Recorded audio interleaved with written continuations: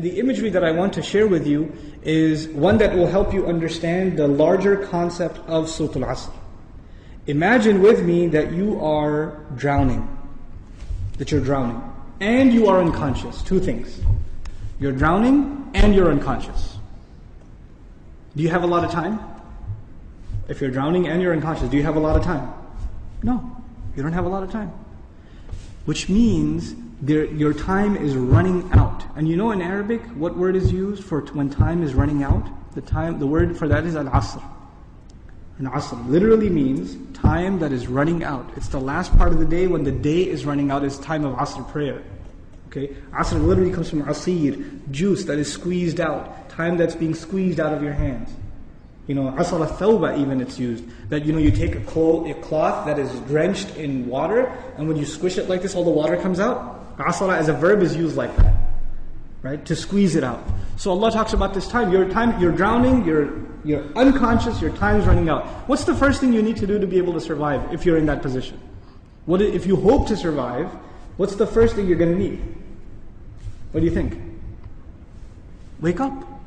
That's the first thing you're going to need. If you're unconscious, then you're finished.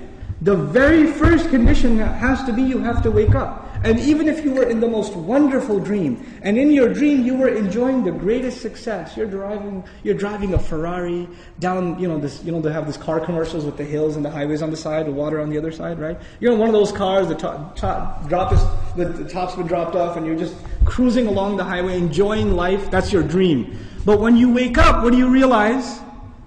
You're drowning. You're underwater. That's the first condition. You have to wake up.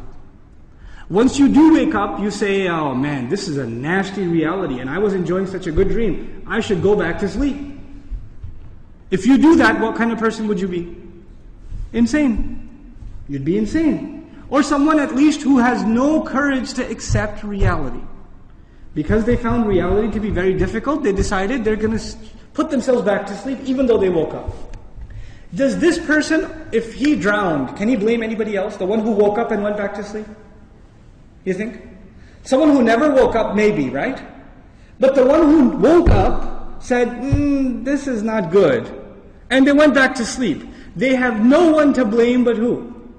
Themselves. They have no one to blame but themselves. Now, let's imagine that they did wake up. What do you have to do next? Oh, it's pretty bad, I'm drowning. Even if you don't know how to swim, will you not use every muscle in your body to make certain kinds of motions to go towards the surface? Wouldn't you do that? And you will make certain kinds of motions that make you go further down, and certain kinds of motions that will make you go up. And once you discover which ones help you go up, you will only do those, right? You will do those. In other words, the first thing was you have to wake up. The second was you have to swim. You have to do something to try to get to the surface. When you got to the surface, you gasped for air, and you got pulled back down. You got pulled back down. And you know who you got pulled back down? You won't believe this. There's a chain around your foot, and your relative, your cousin, is sleeping, and he dragged you down.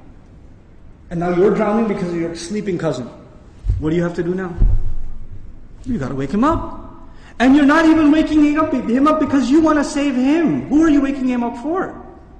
Maybe you want to save him. Maybe you don't even like your cousin. I don't know. Right? But what's the point? The point is you're trying to wake him up because if you don't wake him up, who's also going to drown? You yourself. So you wake him up and he says, man, I was driving a Ferrari. You woke me up for no reason. I'm going back to sleep. Forget you. Can you just say, okay, well, I didn't like you anyway. Suit yourself. Can't do that. If he goes to sleep again, what are you going to do?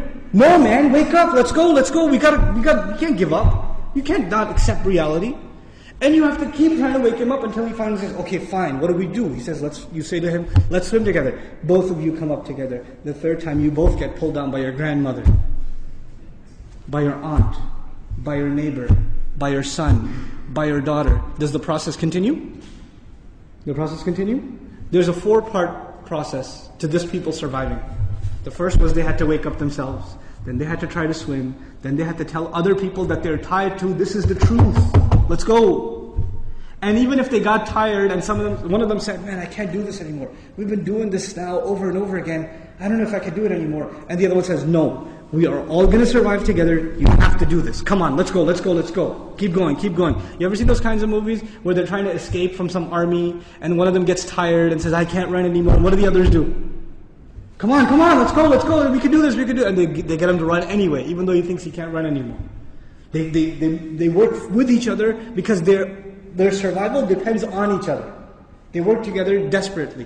What does Allah say at the end of this surah? First He says, إِنَّ الْإِنسَانَ لَفِي وَالْعَصْرِ. First of all, time's running out. Then He says, إِنَّ الْإِنسَانَ لَفِي خُسْرٍ. I'll translate it, human beings are drowned in loss. You see the parallel? Human beings are drowned in loss. What's the exception? إِلَّا الَّذِينَ. Those who believed. Believed what? Allah didn't say آمنوا بالله وملائكته وكتبه ورسله واليوم الآخر والقدر خيره وشره من الله تعالى والبعث بعد. Nothing. He didn't mention anything. Even though all of those things are included. According to the siyaq of the surah, the context of the surah, what is the first thing these people have to believe? That they're in loss. That they're drowning. And if they do come to believe that, and they correct their iman, what's necessarily going to happen? They're going to swim and move upwards. How does Allah describe this action? وَعَمِلُوا الصَّالِحَاتِ. They do good things. They do things that help reconcile the situation. By the way, salih is an adjective here, salihat, جمع مؤنث سالم, which is literally means that which corrects something. Something was wrong and it corrects it. So they do actions that correct the situation. Literally like the guy trying to swim. But because they were tied to other people, what else did they have to do? وَتَوَاصَوْا بِالْحَقِّ. They had to tell the other the truth. And it's not even أخبروا عن it. They told them about the truth. No. You have to wake him up and let's go, we have to go. No matter, and over again. Tawasi even has takrar in it. It has repetition. Over and over again they said, this is the truth, this is the truth, this is the truth. You know why? Because the people you're trying to save, even if you wake them up temporarily for 20 minutes, 30 minutes during a khutbah, guess what happens when the khutbah is done? They go back to sleep. They start drowning again. So what do you have to do? You have to go and wake them up again. Then they get sleepy again. Then you got to wake them up again. This is tawasi bil haqq. And you might get tired of doing it. You might become impatient. So Allah also adds, وَتَوَاصَوْا بِالصَّبْرِ. You got to keep doing it. Sabr means consistency, constancy, perseverance, patience. You got to remain on point. You got to keep doing this. Because your survival depends on it. In the end, if you do all of these things but you have no patience, and you give up, you drown too. So even if you had iman, and you had good deeds, and you told people about the truth, but you didn't have sabr, you still drown. So how many conditions do you have to fulfill to survive? All four. All four conditions are required. They're critical and they're necessary. Which is why there's a wa in between them. You see the logical progression from iman to amil salihat, to tawasaw bil haqq, to tawasaw bil sabr, beautifully articulated in this surah.